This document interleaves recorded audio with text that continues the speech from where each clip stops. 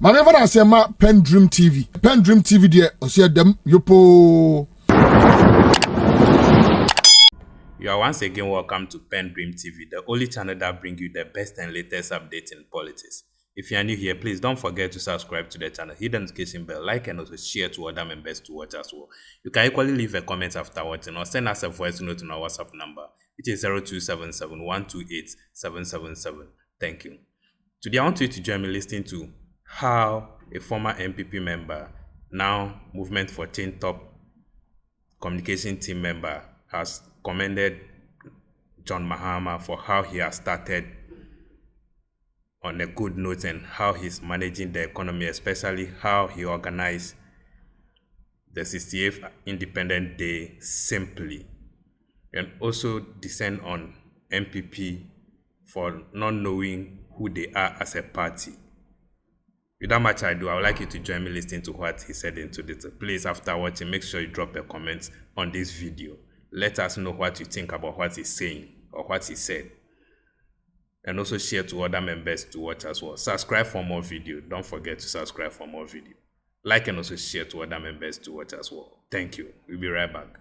Off with the National Economic Dialogue, and I always like to start whenever I see lawyer first. I don't know why. I have the tendency of always starting with you when I see him. Well, so, Appiah, who said the speech rolling? I wish I was an economist. Even as economist, I'd have understood the position. Actually, I've heard you talk about the economy a couple of times. Considering you don't call yourself an economist, you're quite impressive. Really? Yeah. When it You comes want to my to tweet me? Anyway, I'll take it. So let me wish your lovely viewers good morning. It's always a pleasure to be on this show. So let me wish you a good morning. I like your football. You are looking very good, very Ghanaian. And first time meeting my brother here. Pleasure meeting him. Hopefully we can have a very good discussion. And can I call myself a comrade? Or I don't have the information. Only for the show. I like that. Yeah. I wish Ghanaians happy Independence Day and happy Women's Day. Yeah, International happy International Women's Day. I was privileged to have been to a school that can argue to have championed the cause of women more than any other institution in this country. We recall that first time we had a very serious conversation about empowering women through education, through secondary education, was when Appiah School was being established. And Kwejiagri made a very profound statement then that to educate an individual, as when you educate a man, you educate an individual. When you educate a woman, you educate a whole nation. So in the light of that profound statement and the impact of that statement, because within less than 30 years of the establishment of the school, Ghana had produced, and Ghana and the product of Appiah School had become the first woman High Court Justice of the entire Commonwealth. And we've seen the impact of the steps taken so many years ago in the development of women, to the extent that now we have the first woman vice president. She didn't go to Appiah School, but the pace we set so many years ago has led to so many women taking the higher echelons of our society. So I must add that within the same logic of Kwejiagri, if we empower a woman, so right now we're going to be on just the educated, but if we empower them also economically, and you'll be empowering the entire nation. So let us as a people come together and do all we can to empower women also. I believe that when we do so, we'll have a better nation for it. Now, I think the starting point for any conversation about the economy, obviously the economic dialogue, is to define what an economy is and the role a government plays in the economy. And also, in the light of this discussion, to also have what's called a historical perspective of the economic development of this country, and to also analyze critically how our inability as a people to come together as one, to see Ghana as one, and not through our partisan or tribal lenses, has played a huge role in our failure to capitalize on our political independence to attain economic independence. I think in very basic terms, an economy is essentially the state of a nation or of a region in terms of its production and consumption of goods and services and the supply of money. And to also understand that the role government plays in any economy essentially is in terms of how it uses its fiscal policy. When we say fiscal policy, how it raises money and how it spends money, and also the monetary policy, because the two combined deals with the supply of money aspect of the economy. Also, we also need to understand that the fundamental principle that governs the economic essence or purpose of Ghana, as captured in our constitution, is the principle that says that the role of government in economic development or in the economic agenda is to create the right economic environment, is to create the right economic right economic environment, so that private sector can lead or private sector can serve as the engine of growth. I think it's necessary that those clarity or those points are made. In the middle of my submission, I think it is just right that I congratulate my own brother Suhini for his appointment. I'm glad that he's been made Deputy Minister for Roads and Highways, and I have no doubt that he's going to do well. And he's going to play his role in the development of our country. And we all know the role transportation and road plays in the economic development of every country. So he's going to play a very critical role in the reset of our economy. So, Suhini, I wish you well. Thank you. I wish you well.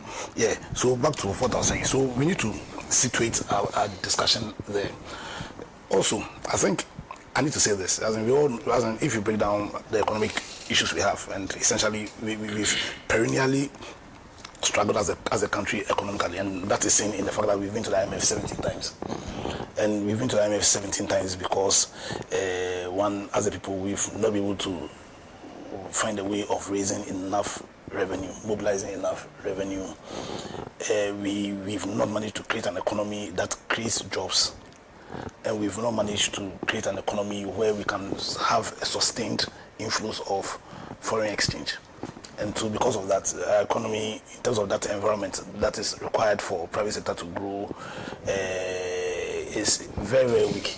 It's so weak, that so unstable, that we have not been able to grow as we ought to. I think, see, when you have a cursory analysis of the economies of different countries and how they grew, you can talk about the Western powers, you can talk about America, and you can talk about the success story of Singapore and South Korea. And one thing that is clear, I think I need to make that statement: none of these economies grew on the back of what you call free trade. As in, you can't find one economy that grew on the back of free trade. In all of these economies, even in the very capitalist economies, when they started their economic developmental journey, started on the back of very protectionist approach. So governments, when I say protectionist approach, governments deliberately put money in building enterprises, and then used, once again, their power of fiscal policy in terms of their tariffs to protect these enterprises to grow. And then when they grew, when they became powerful, then they found a way of introducing private sector, that's not 100%, but private sector into these businesses for their stability and for their prosperity. I think in the light of that, Kwame Nkrumah took the same approach when Ghana gained its independence. So you found so many industries being developed under his watch. I think it was a recognition that no economy has grown on the back of just export and import, and for you to succeed, you need to deliberately have an import substitution agenda. So Ghana started on the right footing, a footing similar to all these big economies that we tend to make reference to. So then, why are we where we are? I think one of the biggest problems that's put us back is, like I said, our overly partisan posture. The fact that we've never been able to see ourselves as partners in the development of this country. We've always seen ourselves as opponents, as if we have two Ghana. And so if a party that you do not belong to sponsors a president, then what we've done is to oppose and practically destroy anything that party does, whether or not those steps inure to our benefits. So when you take Ghana, after all the beautiful factories and steps Kwame Nkrumah took, after his overthrow in 1966, we saw a situation where Ghanaians deliberately pulled every single block that he put together to build the economy of this country. It was in deliberate steps. That culminated in 1982 or 83, I'm not too sure about it, but around 82, 83, Ghana taking a U-turn on the focus of our economy, because that's when we became a fully free trade economy.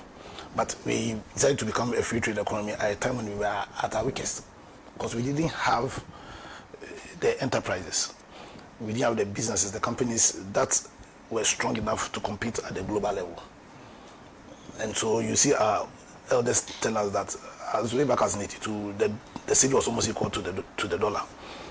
Since then, we've seen the free fall to a level where, a situation where even after the redenomination, the cedi is still in the free fall, because the fundamentals are not there. The fundamentals are just not there.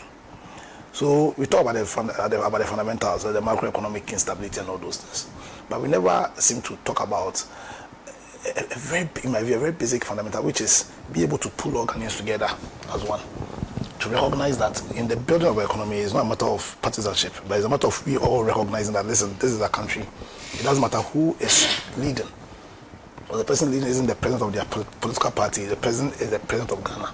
That we all need to have one agenda, a common agenda, sing from the same hymn page, and then build our economy. I think, for me, that's how I want to look at this economic dialogue. I think the essence of Mahama pushing this economic dialogue, in my view, is not necessarily because they don't understand the need to have a very strong macro economy. I think they do. I don't think Mahama does not have enough economists in his party to understand the need for us to have a strong macro economy and the need for government to live beyond its means. They understand. Even before the economic dialogue, already in the way the settlement was celebrated, it was a clear understanding of the need for government to cut down its expenditure. You understand when you talk about the content of his manifesto? He clearly understands that, listen, government has to deliberately pump money into building some of these entities. They clearly understand. My view is that the essence of this economic dialogue and why it was so important was to create a platform where all Ghanaians, irrespective of your political party, will come together for us to talk about our economy and find a solution that is nationalistic in nature. I think that was the whole essence. Yeah, I understand. My only disappointment was that we were not invited. But I think when I raised that issue on Monday and Edwiji promised that it would be quickly addressed, I think it was addressed. But for me, that's the whole essence. So when you are talking about the economic forum, I have no doubt that that it was because there's a lack of an understanding of the problems that we are faced with. They know. Because we've been to IMF 17 times, and every time we've been to IMF, the problems are the same. A fundamental issue with our macros. So they know. Mahama understands. I'm sure Nanado understood it. But the problem is, one, I said, our inability to get a leader who can bring all of us together and make us understand that this is a national issue, not a partisan issue. In the case of Nanado, it was a clear lack of commitment and lack of integrity. Because they knew the issues. And that lack of integrity was seen not just in how the economy was handled, right? Take even the energy sector also. The fact that they undertook an energy sector recovery program and didn't see through with the recommendations there.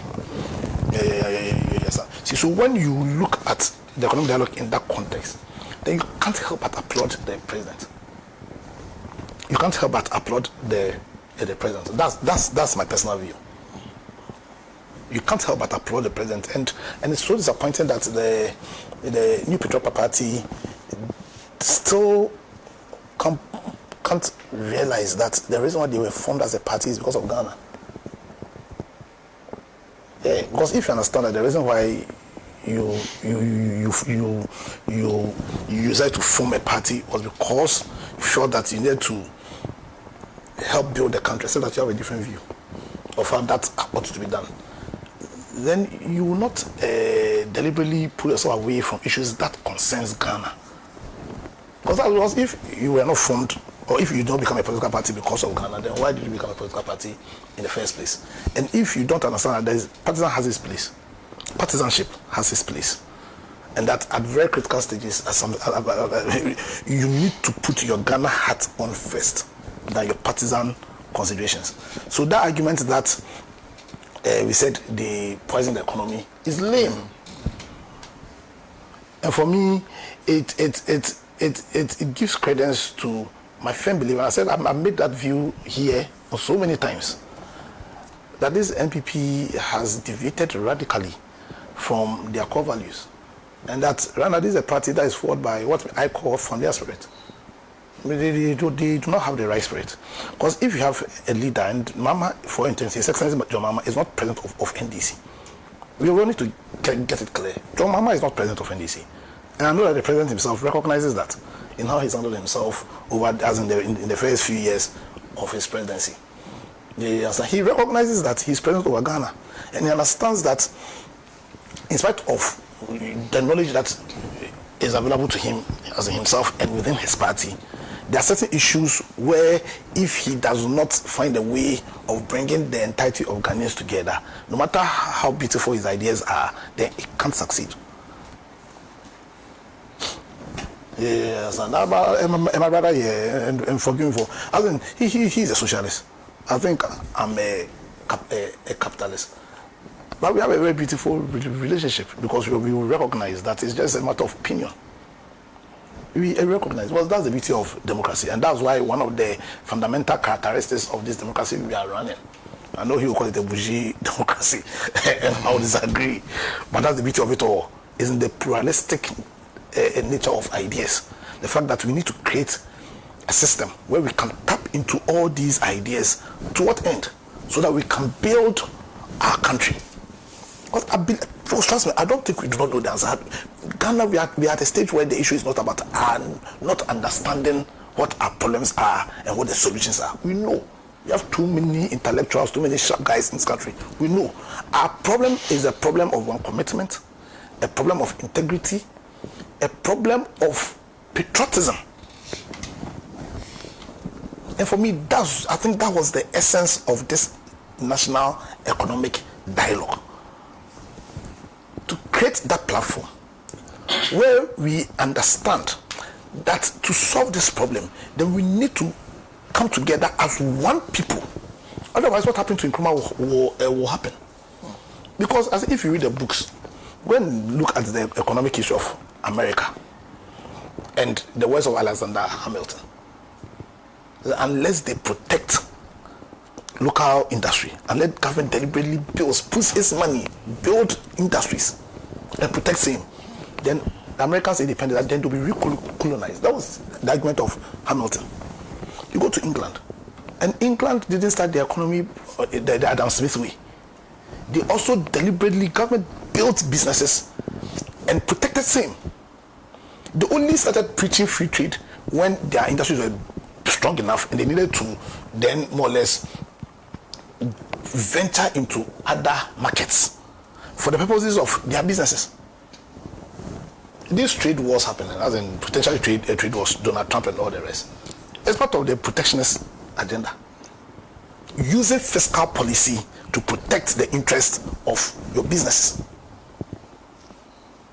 And you go to all these countries, and their governments deliberately help them. So let me give another example, under where the partisanship is killing us.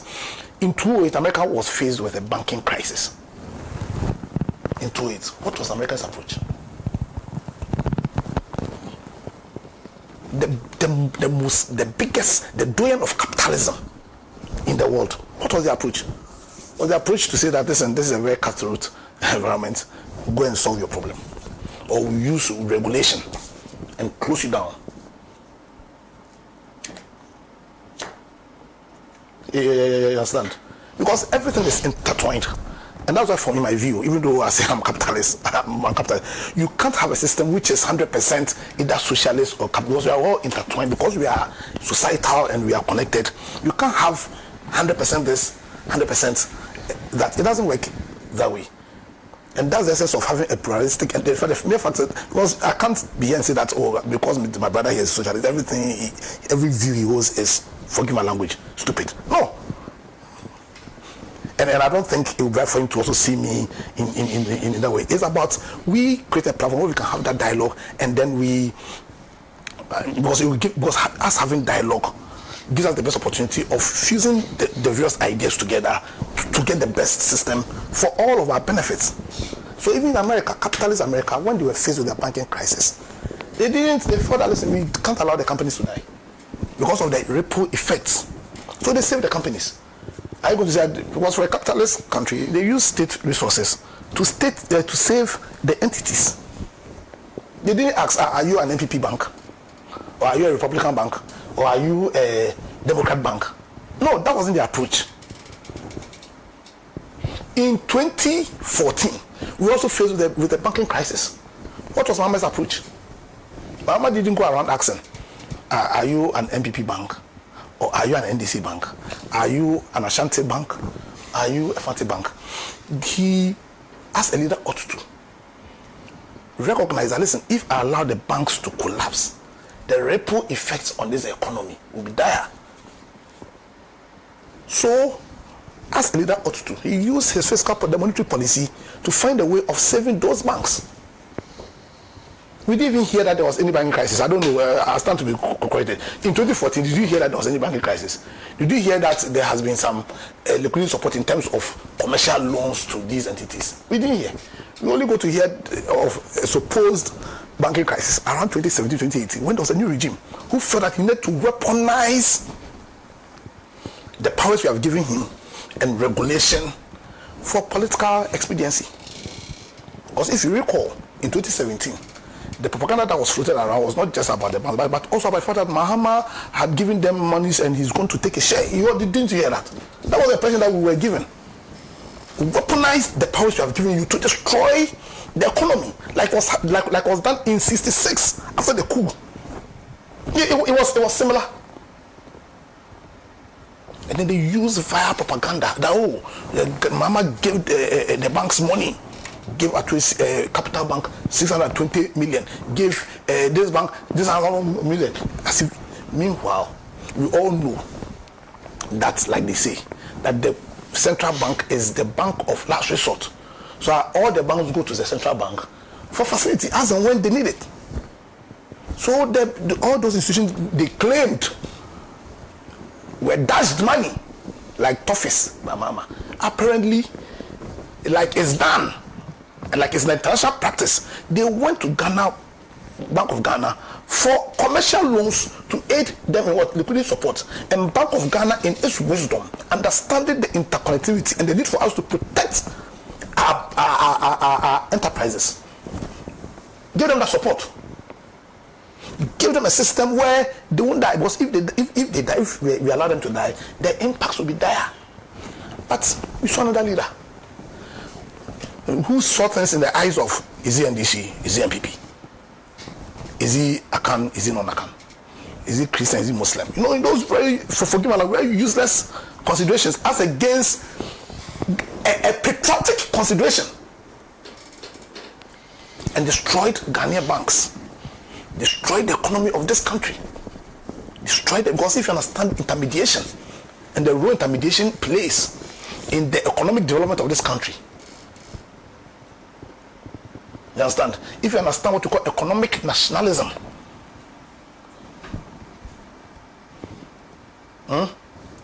then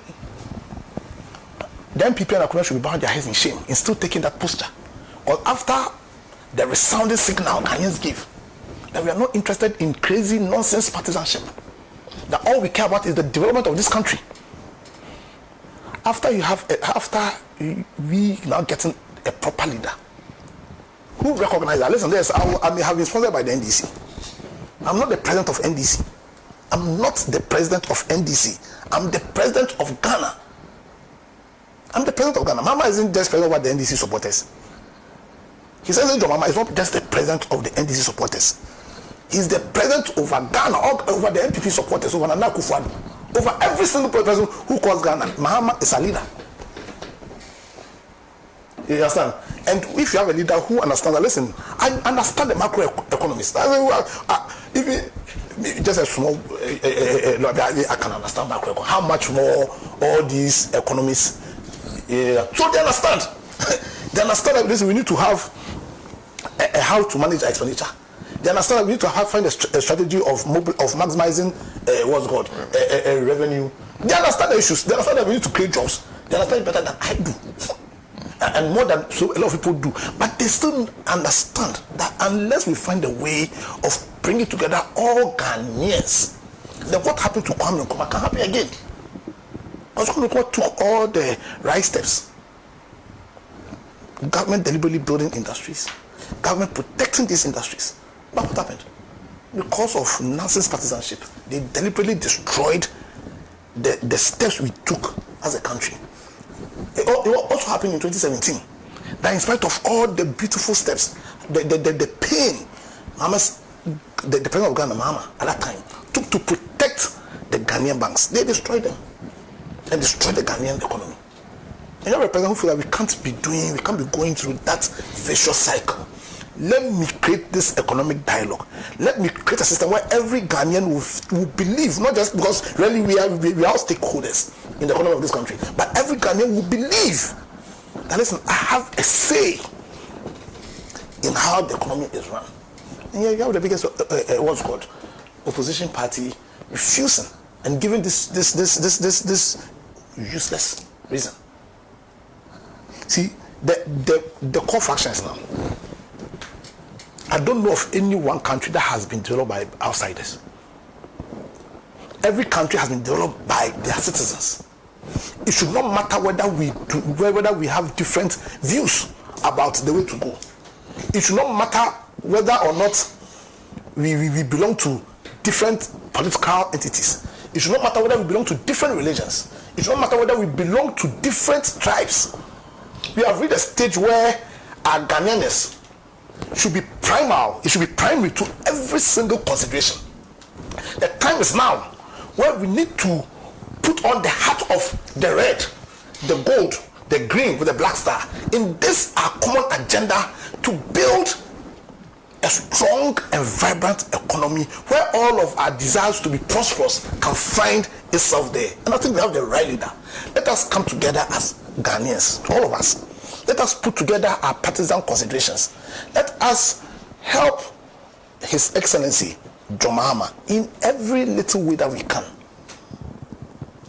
to build that Ghana where our values, where our principles, where our aspirations will have the best chance of being fulfilled. Yes, so the research agenda is on. You may oppose, I'm not a member of the NDC. Where it's necessary that I criticize, I'm going to criticize. But where we criticize, it should be because we want to build. Let us come together. Let us stop all those useless and unnecessary oppositions. This is the time. Let us support His Excellency to build Ghana. So in the light of that, I commend him for the dialogue. My only disappointment is that I've not seen an action plan. I wish that after the dialogue, and I hope probably they are working on that they give us a clear action plan. That after the dialogue, we'll do this. Okay. This is a timeline. We'll do that. This is a timeline. We'll do this. This is a timeline. I think we are going in the right direction. If we do not allow ourselves to be pulled back by partisanship, then we'll be taking a huge step in fulfilling our ambition of using our political independence to give us the economic independence. Thank you. Thank you very much. And from my understanding of what the president has been saying, he seems to be suggesting that whatever is agreed, they will form a part of what the budget that they will present. Fantastic. So the budget will allow, will definitely give us clear action plans. But because the budget is just a 1-year budget, and I think that the bone of the economy is a long-term strategy. Beyond the budget, we should also have an action plan. That says that this is what we do this at this time, we do this at this time. Okay. Thank you. I'll come next to Atik. Atik is now Executive Director for Mass Action for Sustainable Development Africa. One thing, when we were talking about socialism, I was wondering, I thought we were going to say that. Yeah. Sorry, I know about we've been meeting and having debate, so I know him. But I think he rose to the rank of General Secretary at some point of one of the parties that proudly trace their roots to Nkrumahism, the PNC. So, yeah. But I'll come to you shortly on it. Just to read what Nana Kumia said. Nana Kumia is considered one of the moderate voices within the New Patriotic Party. And he says, when you listen to President Mahama and the Minister of Finance, they blamed, put us back on that track to getting to economic independence. So we'll talk about what they did, the austere independence celebration, but that will be very brief because, as always with Alaji and Alaji, we've run out of sometime. And because I'll start with lawyer on this one again. So what is it before them in 2 minutes, 3 minutes? because the last topic is 10 minutes. 10 minutes. The last topic seems to be that's too much experience. That's more than enough. Actually. I don't think I need. You won't have time for. No, please go on. I don't think it will. So no worry. So let's say 40 minutes. As I'm thinking. So I don't there isn't much to say about this issue except to say that I think it was a classic now. Well, that's how I see it. I think one reason we have of the last government was when they were telling us to tighten our seatbelts. They are losing theirs. And I think the president understands that, listen, you can't tell people to tighten theirs and then you losing yours. You know, I made an argument here. You know, when arguments was being made why President Mahama having been a president before. I made an argument. I think in time past that only few people have ever been former presidents, and so it wasn't. But you can clearly see the benefits of having a former president in the seat now. As in where we are, it's as if God Himself planned was got everything and knew where we'll be as a country now. So I think it was excellent. I think when you compare to how much we spent in previous time, it was about 95% less. I stand to be, but it was about 95% less, and it was a significant signal where we are going as a nation, where the interest of the president lies, and I think I must commend him greatly. On the issue of the debates, I think that question, even though I'm an NPP member, I think that question, I can't even believe that those debates were hard, really. Yeah, because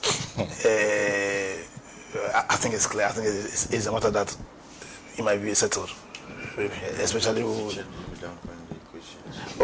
As in, he also played his role. Yeah, you understand? Whether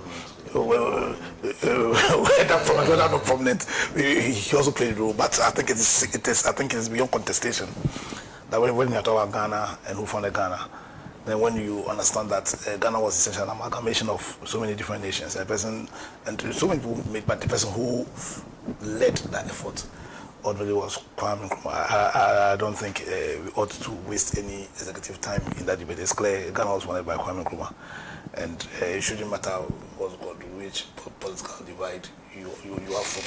Kwame Nkrumah is from Ghana. Is for Ghana. To extent that even I understand his panties he wore to Ghana. He's an embodiment of this country, and I think we've gone beyond that. So, because of time, I'll just say that I think right now the issue, and I want to reiterate that I think it's clear. We need to understand that those days of we giving a signal that we have 2 countries or 3 countries or 4 countries should be put in the dustbin of history, of our bad history, and that the signal has been set, and a very loud signal that the time for us to forge that one strong nation is upon us. And forging that one nation also means that we should walk the talk. I think the amount of money spent and the commitment to It's a clear signal that this president won't tell you that tighten your belts and he will loosen his. And I'll encourage the president. I hope he continues. I think he's been one of the best starts I've seen to any presidency in terms of giving real leadership.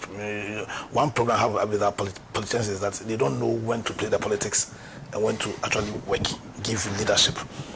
So when we give people power, they still play politics. I think that was one of the biggest drawbacks of Nanado. He played politics with the presidency. But we have somebody who understands that, listen, I've played the politics, this time to work. So let's all support him, let him work. This is, for me, this is a signal, a very loud signal, and let the signal continue. And I believe that after 2028, we'll look back at this period of our country and say this was the period when we turned the right key to reclaim their position as the black star of Africa. I think I'll rest on that. Thank you. Thank you for watching. PENDREAM TV really appreciates your time on the channel, and once again, we say God bless you for the good work you are doing. Yamin shramunina onyamukese munyaska namunto bandewai. Yamin shrawubia edawubia se. God bless you. Subscribe for more videos, please. Don't just go without subscribing as a new member. Like and also share to other members of yours.